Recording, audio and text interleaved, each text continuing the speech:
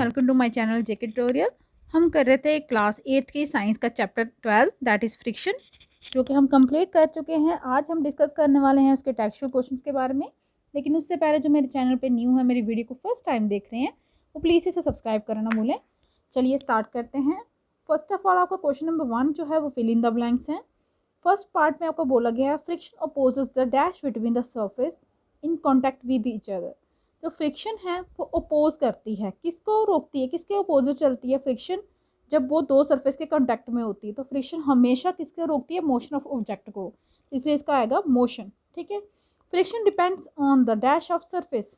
Friction किस पे depend करती है, नेचर ऑफ सरफेस या रफनेस ऑफ सरफेस। रफनेस अच्छी होगी तो फ्रिक्शन ज़्यादा फ्रिक्शन जो होगी कम होगी। अगर आपका सरफेस स्मूथ होगा फ्रिक्शन कम होगी। इसलिए फ्रिक्शन डिपेंड करती है। आप नेचर ऑफ सरफेस भी लिख सकते हैं, रफनेस ऑफ सरफेस भी बोल सकते हैं। Friction produces dash. फ्रिक्शन क्या प्रोड्यूस करती है, जब भी कहीं से किसी जगह पे ज़्यादा फ्रिक्शन बढ़ जाती है उसके कारण क्या प्रोड्यूस होती है, हीट प्रोड्यूस होती है। इसलिए याद रखिएगा फ्रिक्शन प्रोड्यूसेस हीट। नेक्स्ट है sprinkling of powder on the carrom board. आप कैरम बोर्ड की गेम खेलते हैं, गेम खेलते हुए कई बार आप पाउडर को फैलाते हैं कैरम बोर्ड पे। वो क्या करती है, वो फ्रिक्शन को रिड्यूस करती है ताकि जो आपका स्ट्राइकर है वो अच्छे से मूव कर पाए आपका कैरम बोर्ड पे।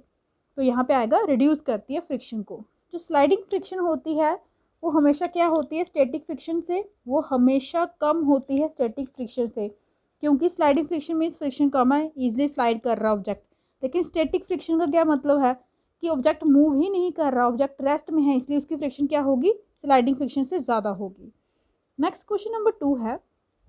4 चिल्ड्रन हैं were asked to arrange forces. उनको बोला गया है कि उन्होंने फोर्सेस को अरेंज करना है जो ड्यू टू रोलिंग के कारण हो रही है, ड्यू टू स्टैटिक फ्रिक्शन के कारण हो रही है और साथ में स्लाइडिंग फ्रिक्शन के कारण हो रही है। और अरेंज कैसे करना है, डिक्रीजिंग ऑर्डर में। सबसे ज़्यादा जिसकी फ्रिक्शन होगी उसे लिखना है पहले, फिर उसके बाद किसकी है, उसके बाद कम सबसे कम किसकी है। तो चूज़ कीजिए करेक्ट अरेंजमेंट जो है। आपको हमेशा पता है ये आपकी रोलिंग फ्रिक्शन है, ये स्टैटिक है और ये स्लाइडिंग है। ठीक है। सबसे ज़्यादा फ्रिक्शन किसकी होती है, इज स्टैटिक फ्रिक्शन की, क्योंकि उसे मूव करने के लिए बहुत ज़्यादा फोर्स जो है अप्लाई करनी पड़ती है। दूसरी किसकी होगी, स्लाइडिंग की, क्योंकि स्लाइडिंग भी थोड़ी टफली होती है, रोलिंग ईजिली हो जाती है किसी भी ऑब्जेक्ट की। तो इसलिए दूसरे नंबर पे आपकी आएगी स्लाइडिंग फ्रिक्शन। और सबसे कम फ्रिक्शन किसकी होती है, रोलिंग की। नेक्स्ट क्वेश्चन नंबर 3 है आपका। Aleida run her toy car on dry marble floor. Aleida अपने टॉय कार को चला रही है एक ड्राई मार्बल फ्लोर पे, वेट मार्बल फ्लोर पे, न्यूज़पेपर पे और टॉवल पे, जो फ्लोर पे फैलाया गया है। ठीक है। तो जो फोर्स ऑफ फ्रिक्शन एक्ट कर रही है कार पे, अलग अलग सरफेस है यहाँ पे, तो उस इंक्रीजिंग ऑर्डर में लिखना है। मीन्स सबसे ज़्यादा फोर्स ऑफ फ्रिक्शन कहाँ पे होगी। तो सबसे पहले आप इनके सरफेस देखिए। ड्राई मार्बल, यहाँ पे फ्रिक्शन जो होगी यहाँ पे ज़्यादा होगी as comparison to wet marble. Newspaper पे फ्रिक्शन कम होगी एज़ कंपेरिजन टू टॉवल। तो सबसे ज़्यादा फ्रिक्शन कहाँ पे होगी, आपका टॉवल। टॉवल आपका लास्ट में आएगा, ये वाला ऑप्शन आएगा आपका। टॉवल से ज़्यादा फ्रिक्शन किस पे होगी, न्यूज़पेपर पे। ठीक है। टॉवल से ज़्यादा नहीं, सॉरी, टॉवल से कम, न्यूज़पेपर से कम होगी ड्राई मार्बल पे, और सबसे ज़्यादा कम किस पे होगी, वेट मार्बल फ्लोर पे, क्योंकि गीला मार्बल जो होता है वहाँ पे ईजिली जो है हम भी स्लिप कर जाते हैं, टॉय कार भी मूव करेगी, इसलिए इसकी सीक्वेंस आएगी। सबसे कम फ्रिक्शन है आपकी वेट मार्बल फ्लोर की, उससे ज़्यादा है आपकी ड्राई मार्बल फ्लोर की, उसके बाद न्यूज़पेपर की, लास्ट में है आपकी टॉवल की। नेक्स्ट आपका क्वेश्चन नंबर 4 है। Suppose your writing desk is tilted a little. आपका जो राइटिंग डेस्क है वो थोड़ा सा क्या हो गया, अपनी पोजीशन से हिल गया। A book kept on it start sliding down, और उसके कारण जो बुक उसके ऊपर रखी है वो स्लाइड होकर नीचे की साइड आ रही है। आपने शो करनी है डायरेक्शन किसकी, फ्रिक्शन फोर्स की, जो उसके ऊपर एक्ट कर रही है। तो फ्रिक्शन फोर्स हमेशा जो है मोशन होती है किसी ऑब्जेक्ट की, उसके अपोजिट में एक्ट करती है। ठीक है। तो मोशन यहाँ पे दिखा रहे हैं, बुक की मोशन ये है, तो फोर्स ऑफ फ्रिक्शन कहाँ होगी, इसके अपोजिट में। यह एरो में दिखाया गया है, फोर्स ऑफ फ्रिक्शन इस साइड है, मोशन ऑफ बुक इस साइड है। नेक्स्ट क्वेश्चन नंबर 5 है। You spill a bucket of soapy water on a marble floor accidentally. कि ऐसे बाय चांस आपसे बकेट जो साबुन से भरे हुए पानी वाली है, तो वो आपसे गिर जाती है कहाँ पे, फ्लोर पे। Would it make it easier or more difficult for you to walk on the floor. क्या आपके लिए अब उस फ्लोर पे चलना ईजी होगा या डिफ़िकल्ट हो जाएगा, और जो भी होगा वो क्यों होगा। तो डिफ़िकल्ट हो जाएगा हमें चलना कहाँ पे, फ्लोर पे। सोपी वाटर क्या करता है, फिल कर देता है फ्लोर की इरेगुलरिटीज़, जो थोड़ी बहुत फ्रिक्शन थी वो भी नहीं रहती, वो रिड्यूस कर देता है फ्रिक्शन को। तो फीट जो हैं उनकी नेचुरल ग्रिप नहीं रहती उसकी, जब गीला होता कहीं पे हमारे पैरों की ग्रिप नहीं बनती उस सरफेस के साथ, जैसे कि यहाँ पे फ्लोर सरफेस के साथ नहीं बनेगी, जिसके कारण गिरने के चांसेस जो हैं ज़्यादा हो जाएंगे। नेक्स्ट क्वेश्चन नंबर 6 है, एक्सप्लेन कीजिए क्यों स्पोर्ट्समैन के आपने शूज़ देखे होंगे, उनके शूज़ के नीचे स्पाइक्स लगे होते हैं। वो क्यों लगे होते हैं, क्योंकि स्पोर्ट्स जो स्पाइक्स हैं वो इंक्रीज़ करते हैं फ्रिक्शन और अच्छी ग्रिप बनती है स्पोर्ट्समैन की, किसके साथ, स्पोर्ट्समैन के फीट की ग्राउंड के साथ। वो अवॉइड करते हैं ताकि वो स्लिप ना हो जाएं स्पोर्ट्समैन जब भी वो खेल रहे हों या दौड़ रहे हों, इसलिए कि देखा होगा आपने स्पोर्ट्समैन कितनी फास्ट मूव करते हैं लेकिन वो गिरते नहीं हैं due to this spikes. Next आपका क्वेश्चन नंबर 7 है, Iqbal has to push a lighter box, Iqbal ने पुश करना है एक लाइटर बॉक्स को और सीमा को पुश करना है similar heavy box, size same है लेकिन बॉक्स जो है वो हैवी है, सेम फ्लोर पे पुश करना है, तो किसे ज़्यादा फोर्स अप्लाई करनी पड़ेगी और क्यों। देखिए फ्रिक्शन जो है वो डायरेक्टली डिपेंड करती है मास के ऊपर, जो हैवी बॉक्स होगा वहाँ पे ज़्यादा फोर्स लगानी पड़ेगी, ठीक है, फ्लोर सरफेस पे किसके कंपैरिजन पे, लाइट बॉक्स के, क्योंकि लाइट बॉक्स से हल्का वेट ही नहीं है, उसका मास ही नहीं है इतना, तो वो तो ईजिली मूव हो जाएगा कम फोर्स से भी, लेकिन जो हैवी बॉक्स है वहाँ पे फ्रिक्शन फोर्स भी ज़्यादा हो जाएगी, तो वहाँ पे फ्रिक्शन फोर्स को कम करने के लिए सीमा को ज़्यादा फोर्स क्या करनी पड़ेगी, अप्लाई करनी पड़ेगी।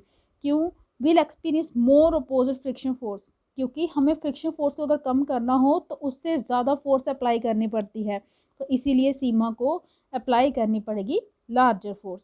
नेक्स्ट क्वेश्चन नंबर 8 है आपका, एक्सप्लेन कीजिए क्यों जो स्लाइडिंग फ्रिक्शन है वो कम होती है स्टैटिक फ्रिक्शन से। देखिए जब ऑब्जेक्ट आपके रेस्ट में होते हैं तो जो इंटरलॉकिंग होती है, रेगुलरिटी जो होती है दो सरफेस के बीच में वो ज़्यादा होती है, वो आपस में एक दूसरे के कॉन्टैक्ट में आ गए होते हैं, उनकी ग्रिप अच्छी बन गई होती है, तो कंपेरिजन टू वो ऑब्जेक्ट जो हैं मूव कर रहे हैं। आपने देखा होगा जब कोई गाड़ी आपने स्टार्ट करनी हो, ठीक है, तो वो स्टार्ट होने में थोड़ा टाइम लगाती है चलने में, लेकिन जब कोई गाड़ी ऑलरेडी चल रही हो उसे आप किसी भी डायरेक्शन में मूव कर सकते हैं, ठीक है, तो उस केस में ज़्यादा फ्रिक्शन नहीं होती क्योंकि गाड़ी ऑलरेडी स्टार्ट हो गई होती है। तो जब ऑब्जेक्ट्स जब मूव करते हैं उनके बीच में कम इंट्रैक्शन होती है, उनके सरफेस के बीच में इतनी इंट्रैक्शन नहीं होती है, यही कारण है कि जो स्लाइडिंग फ्रिक्शन है वो हमेशा कम होती है स्टैटिक फ्रिक्शन से। आप एक और एग्जांपल दे सकते हैं, आप एक जगह से ज़्यादा देर खड़े रहें तो आपकी बॉडी ऐसे वहीं पे मतलब फिक्स हो जाती है, लेकिन जब आप उस पोजीशन से हिलना स्टार्ट करते हैं आपको लगता है बहुत ज़्यादा फोर्स अप्लाई करनी पड़ रही है आपको अपनी बॉडी को हिलाने के लिए, चाहे आपने किसी भी डायरेक्शन में मूव कर रहे हो। लेकिन जब आप रन कर रहे होते हैं, चल रहे होते हैं, आप किसी भी डायरेक्शन में ईजिली मूव कर पाते हो अपनी बॉडी को, क्यों, क्योंकि वहाँ पे इतनी ज़्यादा फ्रिक्शन होती ही नहीं है उस टाइम पे, इसलिए जो रोलिंग फ्रिक्शन जो होती है, सॉरी स्लाइडिंग फ्रिक्शन जो होती है वो कम होती है as comparison to static friction.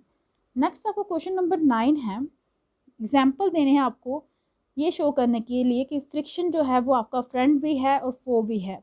ये ऑलरेडी हमने चैप्टर में भी डिस्कस किए थे। फ्रिक्शन फ्रेंड कैसे होता है, we are able to walk because of friction forces between ground and और फीट, हमारे और ग्राउंड के बीच में भी क्या होती है, फ्रिक्शन फोर्स होती है हमारे पैरों और ग्राउंड के बीच में, इसलिए हम चल पाते हैं। हमारा लिखते हैं वहाँ पे भी फ्रिक्शन होती है, जो हम पेन और पेपर के सरफेस में वहाँ पे क्या करती है, फ्रिक्शन फोर्स एक्ट करती है। नेल्स हो गए, स्क्रू हो गए जो दीवार के साथ अपने लगाए होते हैं, स्टिक किए होते हैं, वो भी फ्रिक्शन के कारण होते हैं। लाइट करना, मैच स्टिक जो जलती है वो भी फ्रिक्शन के कारण होती है। क्यों, क्योंकि किसके बीच में फ्रिक्शन होती है, मैच स्टिक और सरफेस ऑफ मैच बॉक्स में। तो इस तरह से फ्रिक्शन आपका एक्ट करती है as a friend. But friction act as a foe कैसे करती है, आपके शूज़ जो हैं फ्रिक्शन के कारण वेयर एंड टेयर हो जाते हैं, उसके सोल जो होते हैं फट जाते हैं। जब टायर आपके फट जाते हैं डिफ़िकल्ट होता है मूव करना गाड़ी को, क्योंकि वहाँ पे फ्रिक्शन बढ़ जाती है टायर और रोड सरफेस के बीच में। आपने देखा होगा कभी टायर पंचर हो जाए, ठीक है, तो कितना मुश्किल हो जाता है, गाड़ी हिलती नहीं है। मशीन्स जो होती हैं वो गर्म हो जाती हैं, हीट प्रोड्यूस होती है, किसके कारण होती है, फ्रिक्शन के कारण। फ्रिक्शन के कारण ही मशीन्स, गाड़ियाँ जो है वो कंज्यूम करती हैं ज़्यादा फ्यूल और इंक्रीज़ करती है मेंटेनेंस कॉस्ट। फ्यूल ज़्यादा वेस्ट हो रहा है, ज़्यादा पैसे खर्च होंगे, तो ये सब जो चीज़ें हैं वो बताती हैं friction act as a foe. Friction means अपना फ्रेंड भी है, फो भी है। उसके फ़ायदे भी हैं, उसके नुकसान भी हैं। एंड लास्ट क्वेश्चन है आपके चैप्टर का क्वेश्चन नंबर 10। एक्सप्लेन करना है क्यों जो ऑब्जेक्ट मूव करते हैं फ्लूइड्स में मस्ट हैव स्पेशल शेप्स। उनकी स्पेशल शेप्स होती हैं। आपको पता है ना, जो फ्लूइड्स में मूव करने वाले जो भी ऑब्जेक्ट होते हैं उनको स्पेशल शेप्स दी जाती हैं। देखिए, जो फ्रिक्शन फोर्स जो एक्सर्ट होती है, जहाँ एक्ट करती है फ्लूइड्स पे, उसे हम ड्रैग भी कहते हैं, जब फ्लूइड फ्रिक्शन कहते हैं। ओवरकम करने के लिए इस फ्लूइड फ्रिक्शन को बॉडीज जो होती हैं ऑब्जेक्ट की, वो मिनिमाइज करती हैं उसके सरफेस को। That is sometimes spherical shapes होती हैं, या स्टीम लाइट शेप्स होती हैं जिनका स्मूथ सरफेस होता है। जैसे देखिए एरोप्लेन्स हो गए, जेट्स हो गए, रेन ड्रॉप्स हो गए। ये स्टीम लाइट कर्व सरफेस जो होते हैं ये रिड्यूस करते हैं एयर ड्रैग को। ये एयर ड्रैग के लिए बताया, लेकिन वाटर के लिए जैसे बोलते हैं ना, अब कई ऐसी शेप्स के जो भी वाटर के अंदर बनाए जाते हैं ऑब्जेक्ट्स, उनकी शेप कैसी बनाई जाती है, जैसे वाटर के अंदर रहने वाले ऑब्जेक्ट होते हैं, क्योंकि वो भी तो पानी के अंदर मूव कर रहे हैं, उन्हीं की शेप के अकॉर्डिंग उनको स्मूथ भी बनाया जाता है कि वाटर जो है उनके रास्ते में फ्रिक्शन प्रोड्यूस ना करे। तो इस तरह से जो ऑब्जेक्ट मूव करते हैं फ्लूइड्स में, उनकी स्पेशल शेप्स होती हैं। जैसे कि आपकी एयर की एग्जांपल ले लीजिए, बर्ड्स उड़ते हैं, ठीक है, एयर भी तो उनके रास्ते में फ्रिक्शन प्रोड्यूस करती है, लेकिन फिर भी वो उड़ सकते हैं। तो इसीलिए एरोप्लेन्स वगैरह जो होते हैं वो उसी की शेप में बनाए जाते हैं, वर्ड्स की शेप में, ताकि वो भी एयर जो उनके रास्ते में फ्रिक्शन प्रोड्यूस करती है वो भी उसे क्या करें, उसको क्रॉस कर सके, उनके रास्ते में रुकावट ना बन सके। तो इसके साथ ही जी आपका चैप्टर जो है वो कंप्लीट होता है। आई होप कि आपको अच्छे से समझ आ गया होगा। अगर आपको मेरी वीडियो अच्छी लगी हो तो प्लीज़ इसे लाइक कीजिए, शेयर कीजिए, चैनल को सब्सक्राइब कीजिए, ताकि आपको मेरी लेटेस्ट वीडियो जो है वो टाइम टू टाइम मिलती रहे। आज के लिए इतना ही। Thank you.